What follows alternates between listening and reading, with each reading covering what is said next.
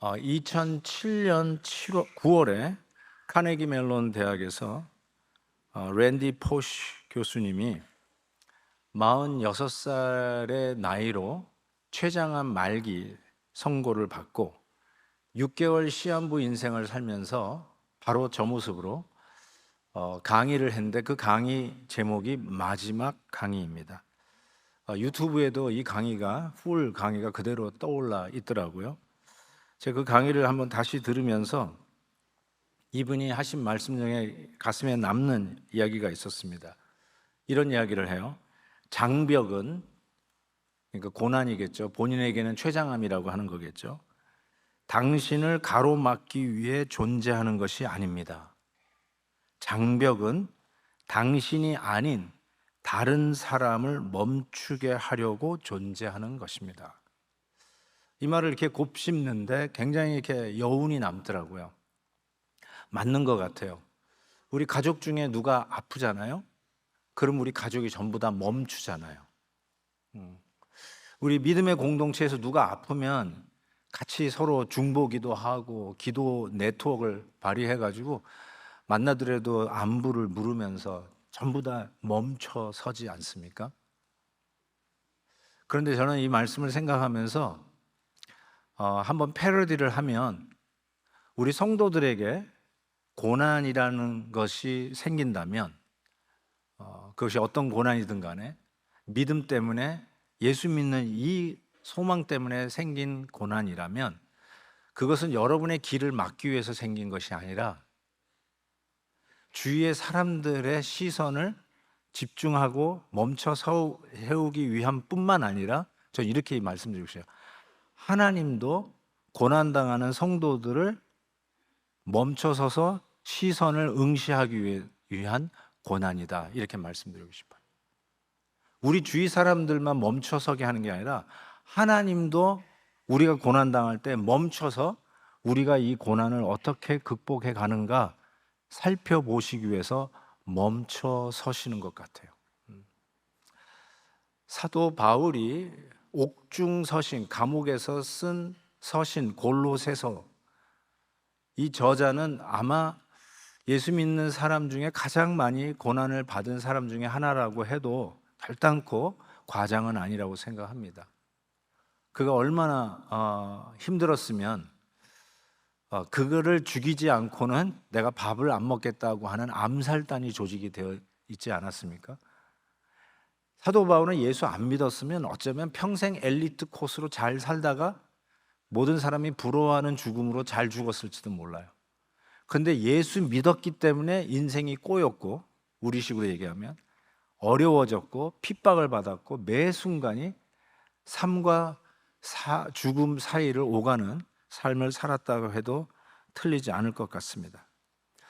사도 바울이 옥중에서 골로새 교회 성도들, 자기가 개척한 교회는 아니지만 골로새 교회 성도들을 위해서 기도하는 제목을 우리가 계속 묵상을 했었습니다. 제가 이 기도를 우리가 매일 좀 한 달간 드리고 그 결과를 보자라고 말씀을 드렸는데 하셨는지 모르겠어요. 늘 하나님을 아는 그 지혜로, 하나님의 뜻을 아는 지식으로 충만케 하옵시고 기쁨으로 살게 해주시되 핍박도 어려움도 기쁨으로 넉넉히 감당하게 해주시고, 그리고 우리 안에 나를 위해서 고난당하신 예수 그리스도, 그 구속의 은혜가 얼마나 큰지 죄악 가운데 살던 우리들을 통째로 들어서 아들의 나라, 빛의 나라로 딜리버리 하셔서 하나님의 자녀로 상속자 되신 것을 늘 감사하면서 사는 자가 되게 해 주옵소서. 이 기도를 늘 드리면서 결국 예수님은 어떤 분이시냐, 이 복음에서 정말 그분이야말로 랭킹 넘버 원, 2등은 없고 예수님이 우리의 삶에 항상 넘버 원이심을 우리가 이야기를 했습니다. 그러면서 오늘 본문이 등장하는 것입니다. 그러면서 이렇게 얘기합니다. 나는 이제 너희를 위하여 받는 괴로움을 기뻐한다, 이렇게 이야기를 합니다. 그냥 멋들어지게 쓰려고 쓰는 편지가 아니라 어떻게 너희를 위하여 받는 괴로움을 기뻐할 수 있을까? rejoice in his sufferings. 아니, 이게 고난 속에서 고난을 기뻐하는 거는 우리식으로 얘기하면 좀 변태 아닙니까? 그렇지 않아요? 고난을 기뻐한다고요? 막 꼬집으면서 막 고통을 당하는데 으아 좋다 좋다 그런 사람이 있어요? 그 이상한 거죠. 근데 왜 저렇게 이상한 이야기를 하는 것일까? 근데 성경은 우리가 참 이상한 얘기 한다라고 하는 이 질문을 던질 수밖에 없는 말들이 참 많이 나옵니다. 그래서 로마서 5장 3절에도 보면 다만 이뿐 아니라 우리가 환난 중에도 즐거워한다 이렇게 이야기하고 있습니다.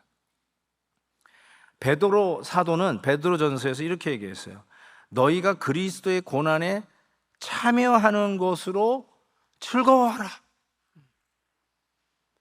그의 영광을 나타내실 때 너희로 즐거워하고 기뻐하게 하려 하는 것이니까 고난에 참여하는 것으로 rejoice. 바울도 그렇고 베드로도 그렇고 우리가 질문을 던질 수밖에 없는, 아니 지금 고난당하고 있는데 예수 믿는 것 때문에 힘들고 있는데 그럴 때 뭐라고 하라고요? 기뻐하라, rejoice, 즐거워하라 라고 하는 이 이상한 질문들을 던질 수밖에 없는 이상한 말들을 하고 있는 것이죠.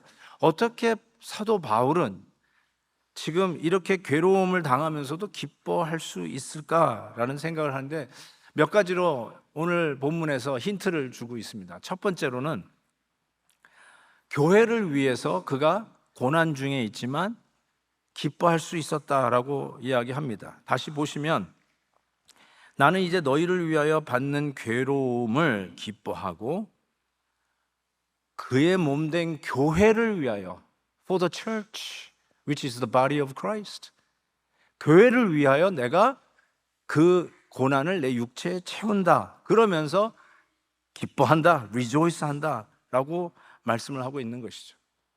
그러니까 그냥 뭐 suffering for the sake of suffering, 고난을 위한 고난이 아니라 교회를 위한 고난으로 생각하니까 기쁘게 이 고난을 받는다라고 이야기했던 것이죠. 고린도후서 11장에 보면 사도 바울의 고난 받은 것을 요약해 놓은 것을 여러분이 잘 알 것입니다. 40에 하나 감한 매를, 그러니까 39대 맞는 매를 5번이나 맞았어요. 3번 곤장을 맞았고 돌에 맞아서 죽을 뻔했고 배를 타고 가다가 3번 파손당했고 일주일을 흑암 가운데 바닷속에서 지냈습니다. 강의 위험, 강도의 위험, 동족의 위험, 이방인의 위험, 또 시내의 위험, 광야의 위험, 바다의 위험, 거짓 형제의 위험을 당했고 그럼에도 수고하며 애쓰며 여러 번 자지 못하고 줄이며 목마르고 여러 번 굶고 춥고 헐벗었다라고 얘기합니다. 그러면서도 내 속에 눌리는 일이 하나 있는데 교회를 위하여 염려하는 것이다. 교회를 위한 것이기 때문에 참아낸다. 교회를 위한 것이야? 그럼 기쁘게 참아야지. 교회를 위한 것이야? 그러면 내가 양보해야지.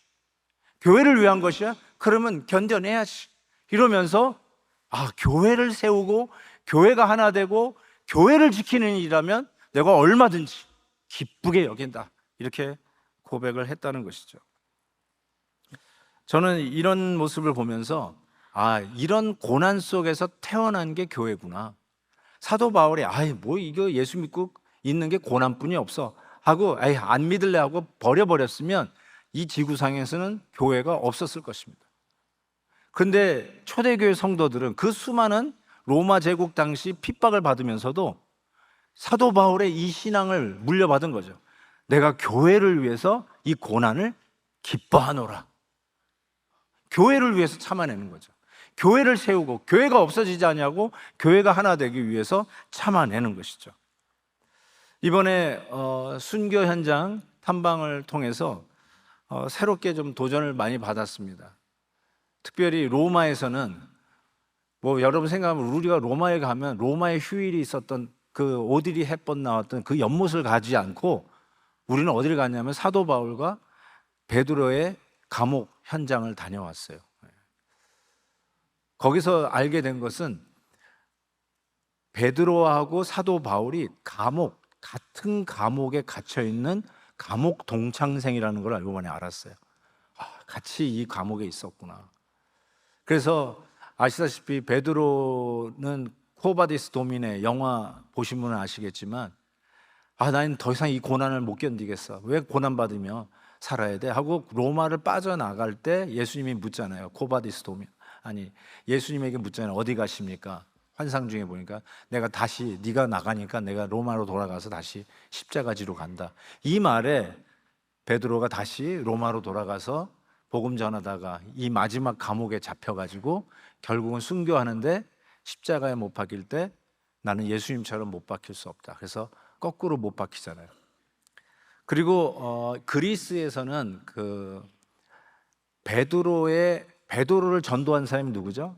베드로가 BIP였던 사람이 바로 안드레예요. 안드레가 예수님이 제일 먼저 부른 제자잖아요.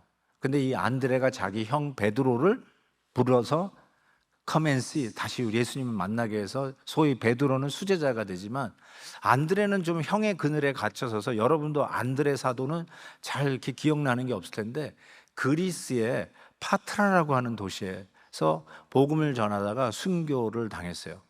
근데 이 안드레는 십자가 할 때 또 예수님처럼 자기는 십자가에 달릴 수 없는데 X자 십자가로 저렇게 돌아가셨어요. 저 X자 십자가로 죽은 게 가장 오랫동안 십자가에 매달리면서 가장 고통스럽게 죽는 차명이 저 십자가에 죽는 거라고 얘기합니다.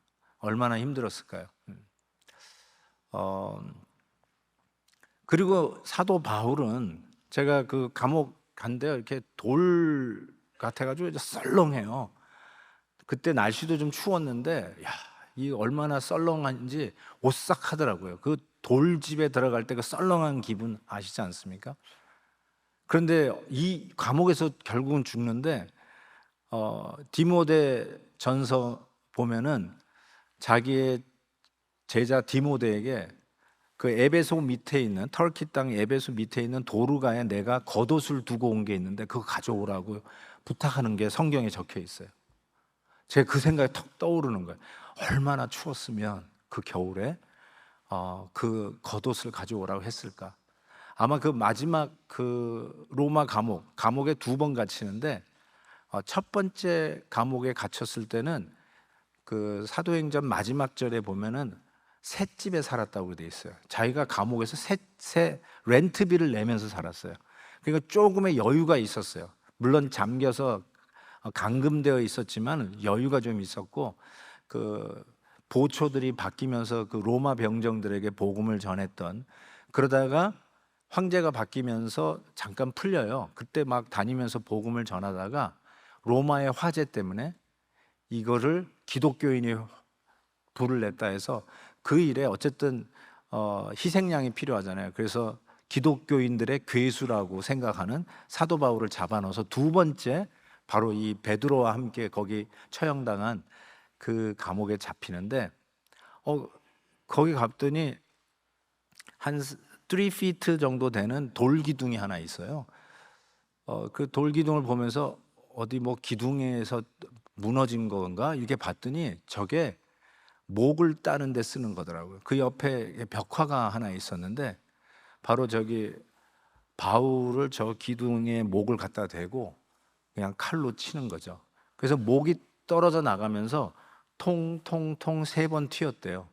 그래서 이렇게 튀는 곳에 분수가 나왔다 해서 세 개의 분수가 나왔다 해서 새 분수 기념교회가 그 감옥 옆에 세워져 있었습니다. 제가 저걸 딱 보고는 안 믿겠다고 하면 풀려나는데 그냥 저기에서 이렇게 잡혀가지고 이렇게 목을 갖다 대고 치려고 할 때 그때 이 골로새 교회 성도들에게 한 말, 나는 고난을 받는 것을 기뻐하노라. 이 교회를 위해서 고난받는 걸 기뻐하노라. 저것 때문에 실은 교회가 출발되었구나라는 생각을 해보게 됩니다. 2번째로는 사도 바울이 그 고난 속에서도 기뻐할 수 있었던 이유를 그리스도의 남은 고난 때문이라고 이야기를 합니다. 이 그리스도의 남은 고난, 이 영어로는 이렇게 돼 있어요. what is still lacking in regard to Christ's afflictions. 그러니까 이것이 조금 문제의 소지가 되는 문장이에요. 그리스도의 고난이 남은 고난이라고 하는 말은 그러면 완전한 고난이 아니란 뜻인가? 예수님의 그 별명이 6월절 어린 양이잖아요. 그래서 우리가 성찬식 때도 그 어린 양 예수를 생각하면서 우리를 위하여 몸이 찢기시고 피를 흘려주신 우리 주님을 기념하면서 성만찬을 하지 않습니까? 그 속죄의 희생이 그러면 부족하다는 것인가? 이런 질문. 그리고 영어로도 lacking, 뭔가 좀 부족하다는 느낌을 갖게 하잖아요. 그런데 예수님의 속죄의 십자가에서의 속죄가 부족했나요? 그래서 예수님이 다시 와가지고 십자가에서 또 돌아가셔야만 되나요? 아니죠. Once for all. 예수님의 속죄는 완벽했습니다. 조금도 부족하지 않았습니다. 그렇다면 왜 사도 바울은 그리스도의 남은 고난 때문에 자기가 고난을 받는 것, 그 육체의 자기의 몸에 예수님의 남은 고난을 자기 몸에 채운다라고 하는 이런 표현을 쓴 걸까요? 예수님의 속죄의 희생이 부족해서가 아니라 이런 의미가 있어요. 그래서 이 부분에 대해서 고난의 신학이라고 좀 이름을 붙여봤는데, 고난이 있을 때 이 신학으로 딱 정립이 돼야 되겠구나 라는 생각을 해보게 되었습니다. 자, 그러면 이것이 무슨 뜻인지 설명해야 돼요. 혹시 좀 성경을 좀 아는 사람들이 야, 예수님의 고난이 완전하지 않은 거잖아. 봐라, 너 골로새서 보면 그리스도 남은 고난이라고 그랬잖아. 그러니까 예수님의 희생은 완전한 게 아니야. 혹시 그렇게 묻는 사람이 있을지 모르겠지만 그런 질문을 했을 때 그건 그런 뜻이 아니라 이런 뜻이야 하고 설명해 주셨으면 좋겠어요. 자, 그런 의미에서 잘 좀 이 고난의 신학, The Theology of Suffering을 잘 정리할 수 있기를 바랍니다. 첫 번째로 이게 무슨 뜻이냐면은 그리스도와 교회의 동일화하는 효과를 내게 냅니다.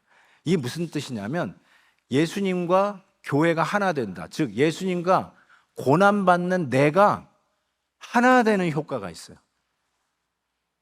실은 예수님이 2000년 전 역사적 인물이잖아요. 하나님이시니까 지금도 내 옆에 계시지만 지구 위를 걸어 다니시던 2000년적 역사적 인물이잖아요. 그래서 많은 사람들이 그분과 내가 무슨 상관이 있어?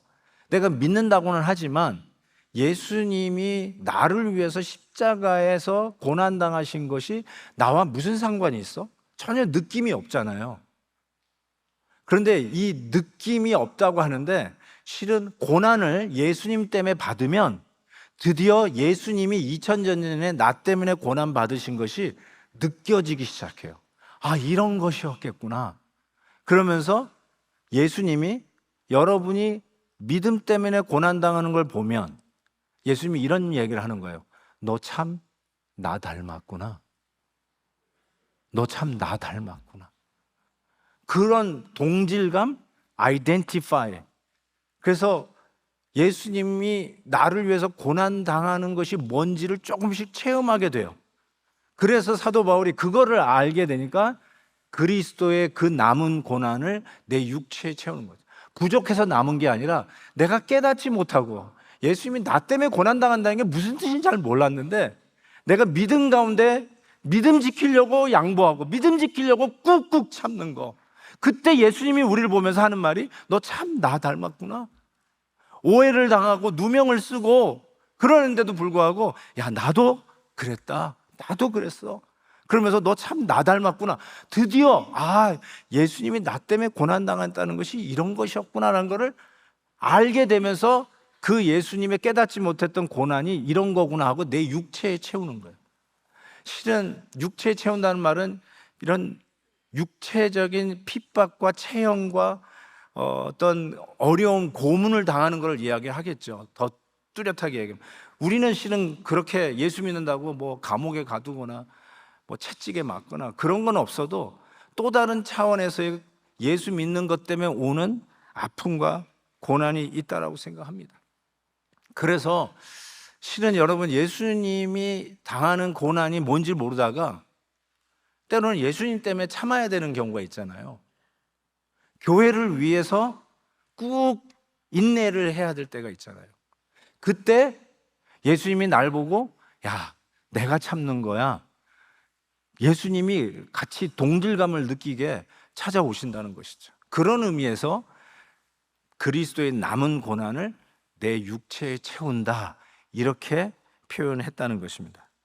두 번째는 제가 자격이라고 말씀을 드리고 싶은데, 실은 우리가 뭐 주기철 목사님의 그런 순교하는 모습, 손양원 목사님이 자기 두 아들을 그렇게 순교당하는 모습 속에서도 그 아들을 죽인 그 주범을 자기 아들로 입양하는 그 사랑의 원자탄이라고 하는 그 글에도 나오지만, 그렇게 얘기를 할 때, 야, 정말 가끔 우리 집안에도 순교자가 있어요. 정말 영광이죠. 이런 이야기를 하는 성도님들 만나거든요. 그래서 어떤 분은 정말 우리도 그런 순교하는 영광이 있을 수 있을까라고 이야기를 하지만, 이런 얘기를 하잖아요. 순교하고 싶다고 순교하는 게 아니에요. 순교 아무나 하는 게 아니잖아요. 하나님이 그 순교의 영광의 기회를 주셔야 하는 것이지, 나 순교할래요, 순교할래요 한다고 순교하는 게 아니잖아요. 그런데 이 자격이라는 게 뭐냐면, 고난을 예수님 때문에 당할 때 아무나 하는 게 아닌데, 나 같은 사람이 이 믿음 때문에 이 고난을 당하니까, 이게 하나님께서 넌 고난 당할 자격이 있어, 인정해 주신다는 거예요, 오히려. 그래서 초대교회 사도들이 복음을 전하다가 이런 고백을 하죠. 사도행전 5장에 보면 사도들은 그 이름을 위하여 능력받는 일에, 이거 보세요, 합당한 자로 여기심을 기뻐하면서 공회 앞을 떠나갔다, 이렇게 되고 있어요. 고난을 당했는데, 오늘은 저 줄을 잘못 써가지고 그냥 이 고난을 당한구나, 이런 게 아니라, 고난을 당하는데 뭐라고 생각한다? 야, 내가 자격이 있어 라고 인정해 주는 거예요. 너는 내 제자야, 날 닮은 제자야 하고 자격이 있다라고, 퀄리파이 됐다라고, 합당한 자라고 여겨주시는 사인으로 봤다는 거예요.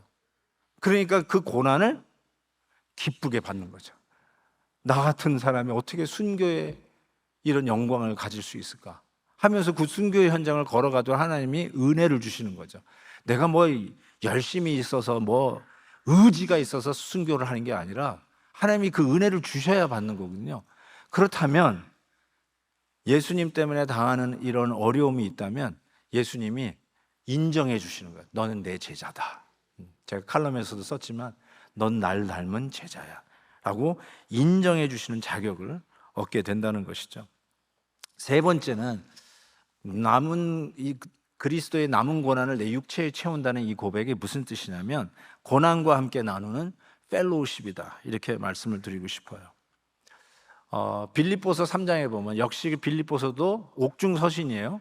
1차 로마 감옥에 갇혀 있을 때, 그 셋집에서 살고 있을 때 빌립보 교회를 향해서 쓴 서신인데, 저때 이렇게 얘기해요. 내가 그리스도와 그 부활의 권능과 그 고난에 참여함을 알고자 하여. 실은 약간 좀 추상적이에요, 우리 한국말 번역이. 모르겠어요. 저는 느낌이 무슨 소리지? 고난에 참여함을 알고자 하여? 근데 영어가 조금 더 클리어해서 제가 읽어드리면 이렇게 얘기했어요. 고난에 참여한다는 말이 The fellowship of sharing in his sufferings. 그러니까 fellowship이라는 말이 조금 이렇게 좀 간과됐다고 그럴까요? 아니면 강조가 덜 됐죠, 우리 한국말 번역에는. Sharing in his suffering. 그리스도의 고난에 내가 동참하면서 실은 그 고난 때문에 예수님과 특별한 펠로십을 갖게 되었다는 거예요. 고난 때문에, 고난이 없었으면 이 펠로십이 없는데, 고난을 당했기 때문에 예수님과 특별한 펠로십을 갖게 되었다라고 이야기하는 것입니다. 우리도 가끔 그런 얘기 하잖아요. 같이 이렇게 전쟁에 나가서 싸운 병사들은 전우회가 있다라고 하잖아요. 전우회. 저는 뭐 군대를 안 다녀왔으니까 뭐 저한테 군대 얘기 들을 기회는 없을 거겠지만, 가끔씩 누가 나오면 뭐 내가 8사단에서 근무했다는데 휴전선 최전방에 어느 사단에서 근무했다라고 하면 나도 거기서 근무했다 그러면 급작스럽게 같이 뭐 피를 나눈 형제를 만난 것처럼 막 가까워지고, 뭐 형제요, 뭐 우리가 남이가 뭐 이러면서 갑자기 친해지는 거를 제가 간혹 봅니다. 그 전우회라고 하잖아요.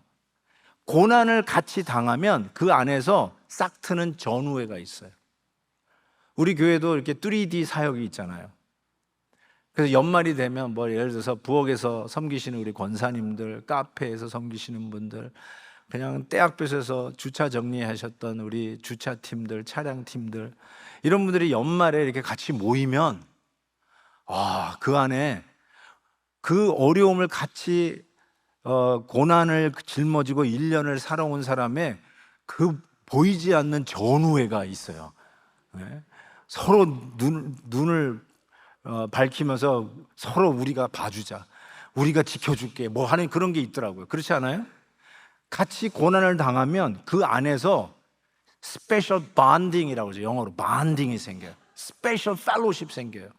그것처럼 이 고난에 참여하는 이게 무슨 기쁨인가 했더니 같이 고난을 당하면서 예수님과 우리 사이에 엄청난 펠로십, 본딩, 전우회가 생기는 거예요. 고난을 당하지 않았으면 그걸 느낄 수가 없어요.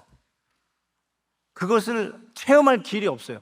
아니, 전쟁에 나가서 느끼는 그 전우회를 전쟁에 안 나간 사람이 못 느끼듯이 고난을 받아야 예수님과 특별히 나누는 펠로십이 있다니까요.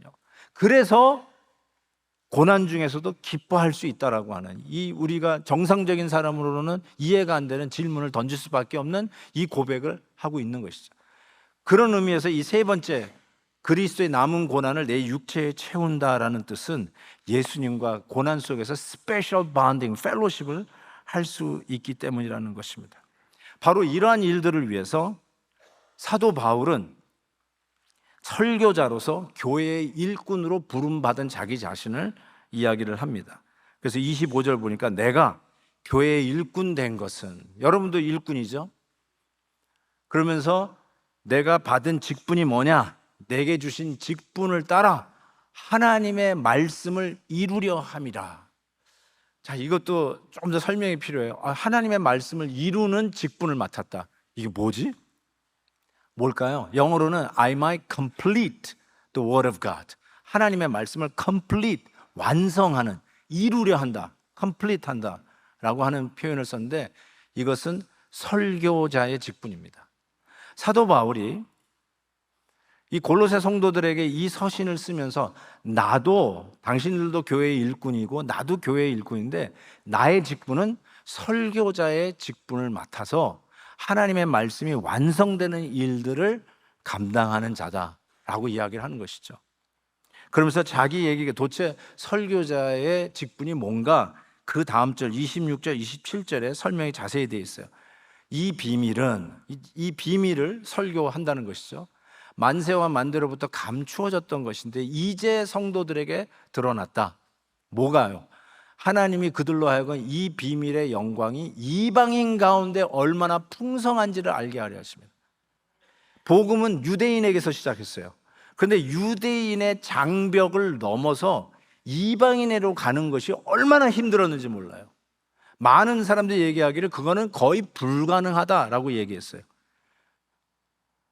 이방인에게 가서 복음 전하고 이방인에게도 구원이 있다라고 하는 이 메시지를 전하는 사도 바울이 꼴 보기가 싫어서 암살단이 조직됐잖아요.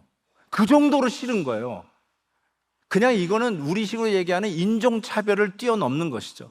그래서 이방인에게 복음이 전해진다는 것은 기적 중의 기적이라고 다들 얘기하는데, 사도 바울이 드디어 이 비밀의 경륜을, 실은 저기 이사야서에서 나오는 말이에요. 이미 구약에서 이와 같이 이방인에게도 이 말씀이 전해져야 된다는 것을 이야기하고 있는데, 이것이 오랫동안 묵혀졌던 비밀인데 이거를 드디어 이방인의 사도라고 구별을 받은, 이 직분을 받은 설교자로서 이것을 드디어 이방인에게 전하게 되었다라고 이야기를 하시는 것이죠. 그러면서 하나님의 약속이 완성, complete the word of God, 하나님의 말씀이 완성되어가는 이 직분을 내가 맡았다라고 이야기를 하는 것입니다.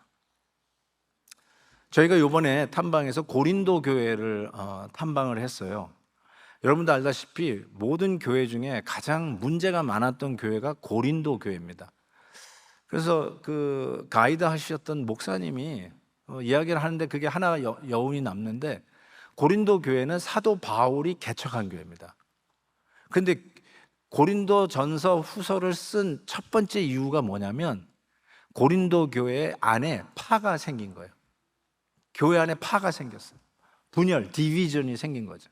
그래서 그 이슈를 제일 먼저 고린도 전서에서 다룹니다. 그래서 교회 안에 어떤 파가 있었냐면 바울파가 있었어요.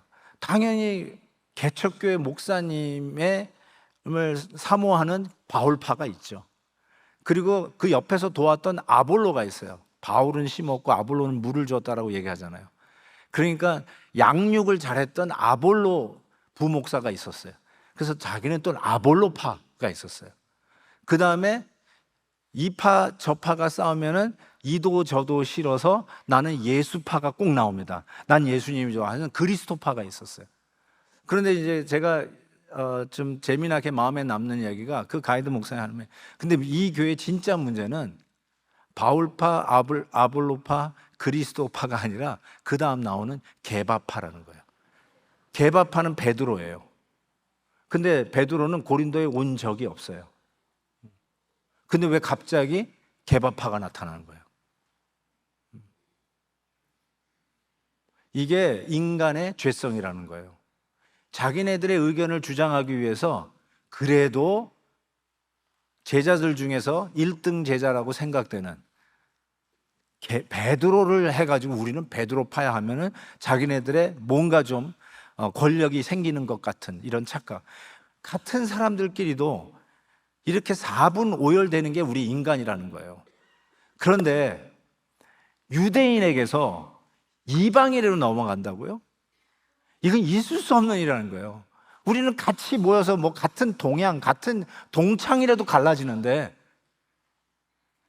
유대인에게서 이방으로 넘어가는 이 복음이 생긴다는 것은 이게 거의 불가능한 일이라는 거예요. 그런데 이 비밀이 이 사도 바울을 통해서, 그래서 이 이방인에게도 하나님의 교회가 세워지는 일들을 위해서 이 고난을 사도 바울이 기쁘게 참아낼 때 드디어 그 소아시아에 엄청난 교회들이 세워지기 시작했다는 것이죠. 그래서 에베소서 2장에 이런 말씀이 있어요. 이제는 전에 멀리 있던 너희가 그리스도 예수 안에서 그리스도의 피로 가까워졌느니라. 그는 우리의 화평이신지라. 둘로 하나를 만드사 원수된 것 곧 중간에 막힌 담을 자기 육체로 하시고 법조문으로 된 계명이 율법을 폐하였으니 이는 이 둘로 자기 안에서 세 사람을 지어 화평하게 하셨다. 예수님이 무슨 사역을 했느냐? 이 갈라진 벽을 없애고 허물고 하나 되게 하는 이 샬롬의 역사를 주님이 하셨다. 십자가에서 우리에게 위하여 희생의 제물, 어토먼트 세크리파이스가 된 그 이유가 뭐냐? 바로 우리 사이에 있는 그것이 어떤 벽이든지, 유대인과 이방인의 벽도 허물었는데 우리 사이에 있는 벽 당연히 허물고 화평하게 하는 그 일을 위해서 내가 설교자라고 하는 직분을 맡아서 이것을 전하노니 하나가 되어야 된다. 그리고 말씀 사역 속에 이 일들이 허물어지기 시작하는 거예요. 이 벽들이, 우리 사이에 벽들이 허물어지기 시작하는 것이죠. 그래서 이렇게 얘기해요. 28절에 그 설교를 했다는 말이 이렇게 돼 있어요. 우리가 그를 전파하며 설교하며 각 사람을 권하고 설교하며 모든 지혜로 각 사람을 가르치면, 설교하며 티칭하면 각 사람을 그리스도 안에서 완전한 자로, complete the word of God, 하나님의 말씀 안에서 그리스도 안에서 완전한 자로 세우려 함이니라. 사도 바울은 바로 이런 설교자로서의 직분을 맡아서 어떻게 하느냐? 29절, 오늘 본문 마지막인데, 나도 내 속에서 능력으로 역사하시는 이의 역사를 따라 힘을 다하여 수고하노라. 내가 이 일을 하는 데 있어서 조금도 변명 없이 최선을 다하여 맥시멈 힘을 다해서 수고하노라. 저 수고라는 말이 영어로 labor라고 돼 있어요. labor. 우리가 labor라는 영어 단어를 언제 쓰죠? Labor Day, 휴일날. 근데 실은 우리 아내가 산부인과 가서 애를 낳기 위해서 들어갈 때 레이버 룸이라고 하잖아요. 레이버링 하러 들어가잖아요. 여자들이 애를 낳기 위해서 그 산고의 진통을 겪는 거, 그걸 수고, 레이버링 한다.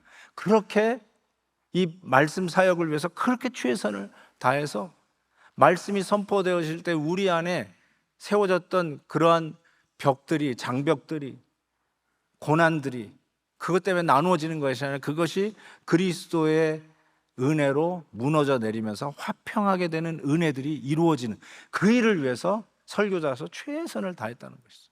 힘을 다하여는 영어로 struggling이라고 이렇게 번역되어 있는데 애건이라고 하는 단어가 나온 헬라어 단어를 쓰고 있더라고요.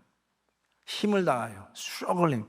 이 애건이라는 말이 어디서 나왔냐면 이 손가락 하나로도 이 그릇을 들 수 없는 힘이 다 빠질 때까지 들이패가지고 힘을 다 뺀 거, 그게 struggling이에요. 내가 힘이 하나도 안 남을 때까지 최선을 다해서 laboring, 여인이 애를 낳을 때 고난당하는 것처럼 그렇게 애를 썼다고 이야기를 하는 것이에요. 저는 이번 순교 현장을 탐방하면서 실은 제가 이 중국 교회 리더들이 자꾸 생각이 났어요. 그 교회 목사님들 많이 생각이 났고, 제가 한 25년을 늘 중국에 갔었다가 요즘은 이제 안 가지만 요즘은 선교사들 다 킥아웃 했잖아요. 제가 아는 선교사님들도 다 이제 중국에서 다 킥아웃이 됐는데, 그때 그 중국 지도자 목사님들이 했던 간증이 자꾸 생각나요. 목사님, 우리는 이렇게 기도합니다. 우리는 교회가 계속 핍박받기를 위해서 기도합니다. 그렇게 얘기도 하죠. 이 핍박까지 없어지면 우리의 순수성을 지킬 수 없을 거라는 그런 이야기를 하더라고요. 그러면서 우리가 이제 돌아오는 길에 아테네에서 이제 비행기가 직행으로 미국 들어오는 게 없어서 이스탄불에 들려서 하룻밤을 자고 이렇게 오게 됐어요. 그래서 밤에 도착해서 호텔 가서 자고는 새벽같이 나와서 다시 비행기 타고 미국 오는 일정이었는데, 곧 잠깐 우리를 맞이하기 위해서 그 현장에서 일하시는 선교사님, 목사님이 한번 나오셔가지고 인도해 주시면서 그 호텔 들어가는 길에 잠깐 얘기해 주셨어요. 그 날이 지금 자기가 어떤 회의에 참가하다가 왔는데, 어떤 회의에 참가했냐면 니케아 공회가 생긴 지 1700년 된, 그래서 1700주년 기념 회의를 하고 있다가 나왔대요. 그래서 깜짝 놀랐어요. 좀 역사를 아시는 분은 니케아 공회가 325년에 열렸습니다. 니케아라고 하는, 터키의 니케아라고 하는 당시 도시에서 모든 그 당시에 목사님들, 뭐 비숍들이 전부 다 모였어요. 그러면서 그 당시 황제였던 콘스탄티노플 황제가 니케아의 그 모든 목회자들 다 불러가지고 했는데, 실은 한번 생각해 보세요. 초대교회에 무슨 신학이 제대로 있었겠어요? 무슨 조직신학, 성경신학 뭐 이런 게 정리돼 있었겠어요? 살아남는 게 숙제였잖아요. 이번에 카타콤 굴도 갔다 왔어요. 살아남는 거예요. 갑바도기아 갔다 오신 분들 많으시죠? 갑바도기아 그 왜 지하 도시가 만들어졌을까요? 신앙을 지키고 서바이브 하기 위해서 지하에서 태어나서 지하에서 죽는 사람들이 있었잖아요. 살아남는 거지, 거기서 무슨 학자들이 모여가지고 우리 신학을 정립하자, 그럴 시간이 어디 있었겠어요. 그러다가 로마 제국이 기독교를 공인한 이후에 323년인가죠. 그리고 325년에 니케아 공회를 모입니다. 그래서 모든 그 목회자들이 모여서 드디어 신학 교리를 정리하는 첫 번째 공식적인 회의가 돼요. 그때 제가 골로새서 강해를 시작하면서 그 당시 초대교회에 있었던 이단에 대해서 말씀드렸어요. 어떤 이단이죠? 영지주의자들. 그들은 예수님의 신성을 부인한다고 말씀을 드렸어요. 그러니까 삼위일체를 인정 안 하는 이단들이 교회에 있었어요. 당연히 주 4세기까지도 이 이단들이 있었다는 것이죠. 그리고 특별히 아주 탁월한 성경학자인데 이단이었던 아리우스 학파가 있었어요. 이 아리우스 학파가 계속해서 예수님의 신성을 부인하는데, 이 일을 위해서 이제 교회들이 이제 신학을 정립하게 된 거예요. 그래서 모든 목회자들이 모여가지고 신학을 정립하는데 가장 중요한 삼위일체론을 거기서 정립을 합니다. 그래서 우리가 건강한 신학을 갖고 있어요. 삼위일체. 트리니티라는 삼위일체라는 말이 성경에 없잖아요. 그렇지만 성경은 삼위일체를 가르치는 게 분명합니다. 그래서 이거를 드디어 정립을 하는 거예요.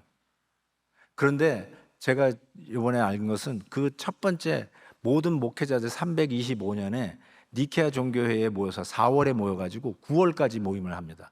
옛날에는 뭐 한 넉 달, 5달 이렇게 회의를 해요. 했는데 그 회의를 뭐라고 불렀냐면 이번에 알게 됐는데 장애인들의 모임이라고 불렀대요. 장애인들의 모임? 왜 그랬을까 했는데 그 당시 모였던 모든 그 목회자들은 핍박 속에 몸에 다 장애를 가지고 있었어요. 누구는 다리가 없고 누구는 팔이 없고 누구는 화형을 당해서 얼굴이 이그러져 있었고 누구는 허리를 펴지 못해서 지팡이를 들고 다니고, 그래서 전부 다 장애자들이 모여가지고 모인 공회라고 해서 거기 모였는데 거기서 나온 신학을 처음으로 정립한 게 나이신 신경, 니케아 신경. 우리가 예배 시작할 때 사도신경을 고백하잖아요. 바로 사도신경 나오기 직전에 만들어진 게 니케아 신경이에요. 그때 만들어졌어요. 전능하사 천지를 만드신 하나님 아버지를 내가 믿사오며 그 외아들 우리 주 예수 그리스도를 믿사오니 이는 성령으로 잉태하사. 이거를 삼위일체를 정립하는 이 신경, 교리, 닥트린, 크리드를 정립하게 되는데 그 목회자들이 누구냐? 전부 다 장애인들이었는데 예수 그리스도의 복음을 위해서 힘을 다하여 수고한 장애인들이었어요.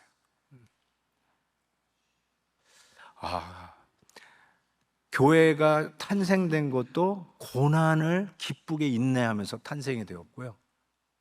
우리 기독교 교회가 아주 건강한 신학으로 정립된 것도 고난받은 교회 지도자들, 그것 때문에 장애를 입은 자들이 와서 정립되어진 이 건강한 교리로 인해서 우리 교회가 오늘 이 시대에도 이렇게 건강하게 지켜지고 있다는 것이죠.